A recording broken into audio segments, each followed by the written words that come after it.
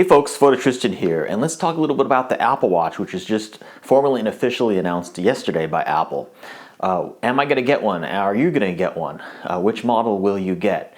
Let's sort of distill the different lines and models down a little bit, because it does seem a little daunting to people who don't know, because they have a lot of different Apple Watches to choose from. But there's mainly three lines, and only three that you need to really concern yourself with. The first one is the lower end model Apple Watch, which is called the Apple Watch Sport. Then the middle one is simply called the Apple Watch.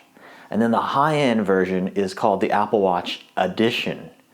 Now the prices range from, on the low end, about $349 to $399. In the middle, you have about $399 to up to $700 or maybe even $1,000, depending on which band you choose. And then on the super high end, the Edition line, that starts at $10,000 US and goes all the way up to $17,000, depending on what you choose.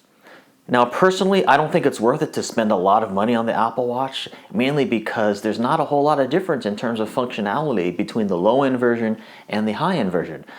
All of the Apple Watches do the same thing, will perform the same way, and in my opinion, they even look relatively the same too.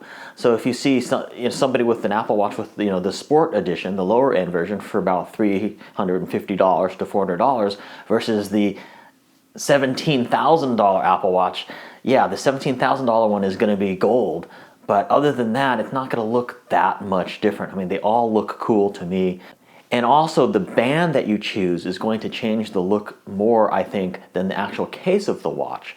And I think in the future, you're going to see a lot of third-party companies come out with third-party bands for the Apple Watch as well. Another thing is that in a couple of years, when a new Apple Watch comes out, version 2 or whatever, the Apple Watch 2 or whatever they're going to call it, suddenly the current Apple Watch will be obsolete and not be as desirable anymore. So for me personally, I'm probably going to be getting the 42mm either Apple Watch Sport or the standard middle range Apple Watch. I haven't quite decided yet on that, but I might prefer a steel case and a steel band, in which case that would put me into the Apple Watch versus the lower end Apple Watch Sport. And it would cost me a little bit more money, but certainly nothing too outrageous. But in my opinion, it doesn't make sense to get the Apple Watch Edition. I would be willing to spend that kind of money, like $10,000 to $17,000 or something like that, on something like a really nice high-end mechanical Swiss watch like a Rolex or a Patek Philippe or something like that, because that is going to be an heirloom piece, or it's something that you could even sell for a lot more money than you originally paid for it, many, many years down the road. That's not really going to be the case with the Apple Watch. So I don't think, in my opinion, that the Apple Watch Edition makes a lot of sense. And furthermore, I think it makes sense to try to spend as little as possible on the Apple Watch, because the functionality is going to be the same. And as I mentioned, the look of it is very, very similar.